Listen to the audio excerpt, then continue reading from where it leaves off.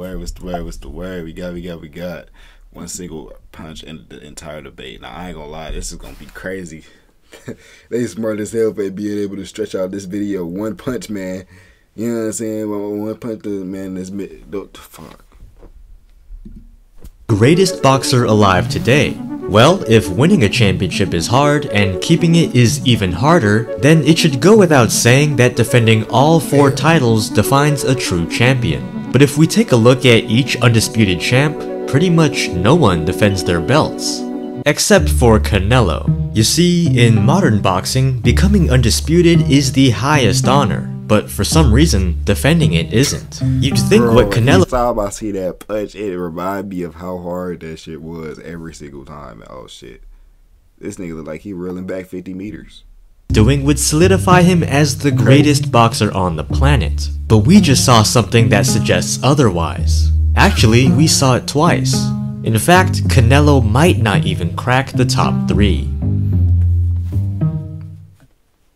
Who has the best defense in boxing? For my money, Usyk's footwork, head movement, and active hand fighting make him one of the most elusive champions today. He's managed to stay safe against heavyweights who outweigh him by more than 30 pounds. But how do you keep your browsing safe on the internet? Well, with Surfshark, the sponsor of today's video. What the fuck? I was not expecting that. This nigga just smacked me with that fucking ad. Pause.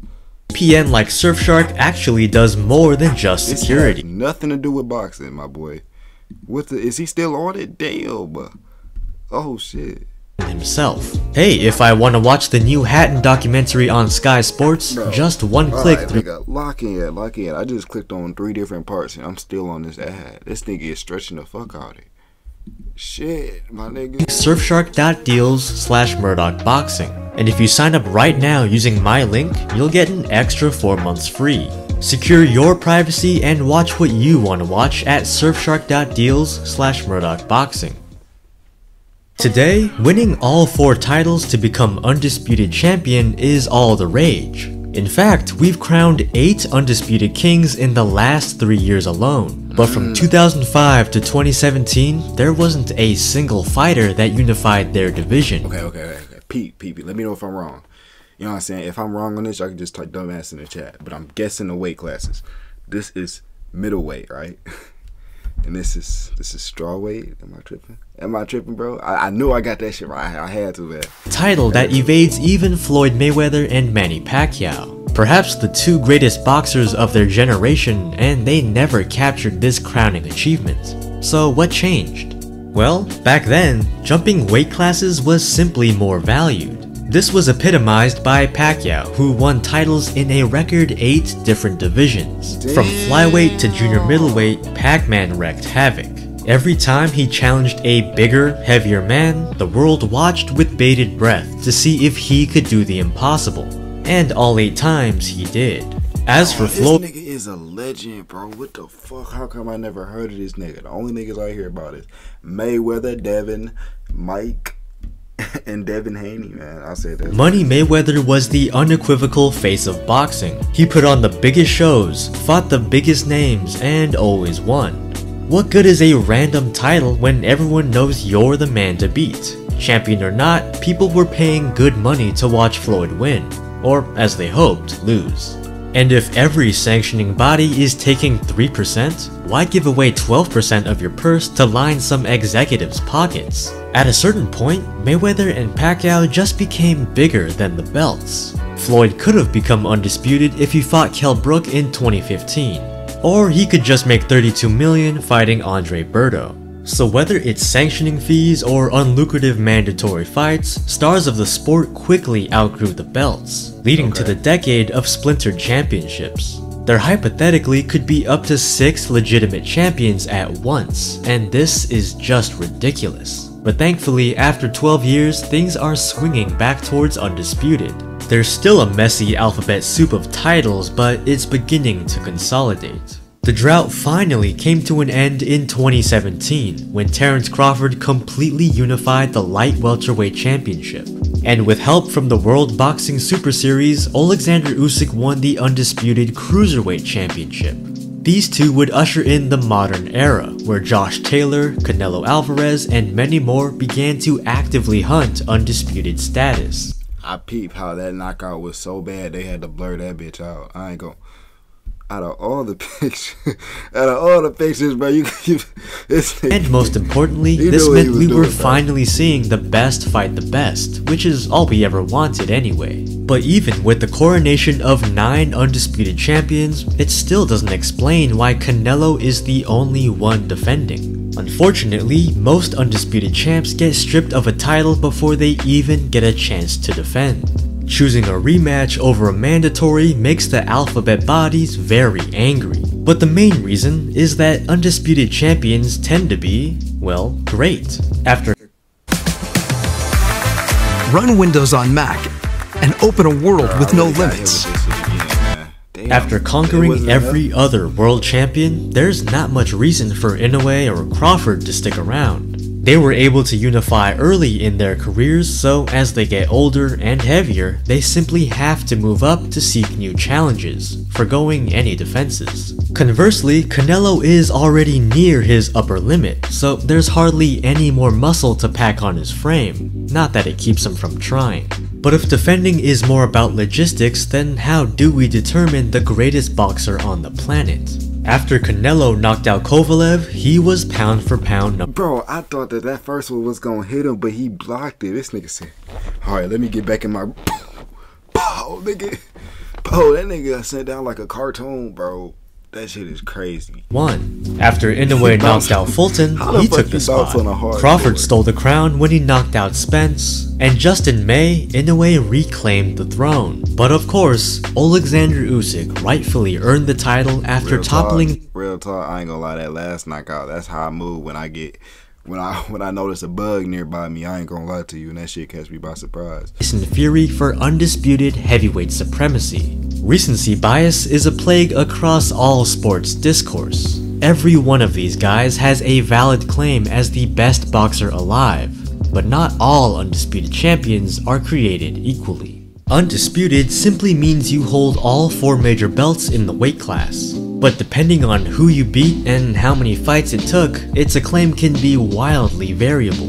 No one's road to undisputed is easy, but while some achieve it in one fight against lesser opposition, others are fighting multiple champions. I'm not gonna lie, this haircut is devious, my boy. Oh my gosh. Oh my god, I ain't gonna lie. Bro had potential too. You see the ball a little bit. He got a hairline too, but I ain't gonna lie, that's wasted potential. Right? Naturally bigger than them. And the higher you go in weight class, the more the challenge scales. Bantamweight to super bantamweight is only 4 pounds, but junior welterweight to welterweight is 7.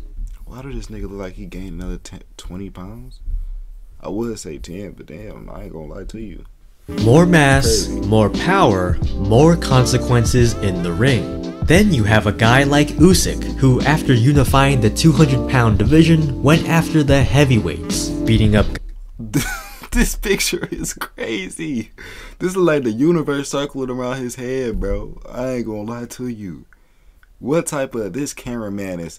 I need this cameraman during school fights, bro, because it's no way, man. It's no way. It's 20, 30, and most recently, 40 pounds heavier than him.